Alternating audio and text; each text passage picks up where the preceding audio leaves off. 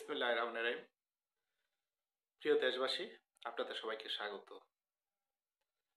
আমরা গত জুলাই অভ্যুত্থানের পর একটি পরিবর্তনের স্বপ্ন দেখেছিলাম।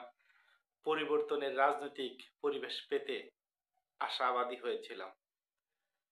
কিন্তু যতই দিন যাচ্ছে সেই আশাবাদী হওয়াটা নৈরাশ্যে পরিণত হচ্ছে।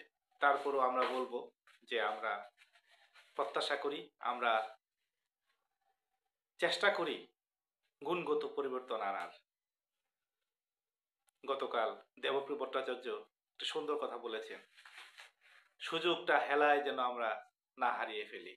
আমিও বলবো সুযোগটা যেন হেলায় আমরা না হারিয়ে ফেলি। যতটুকু সংস্কার ততটুকু হোক এই সরকারের আমলে, বাকিটুকু যেন নির্বাচিত সরকার করে সেই পটভূমিটা যেন আমরা তৈরি করতে পারি। ভোটের ভোটের ভোটের মাঠে আমরা যোগ্য ও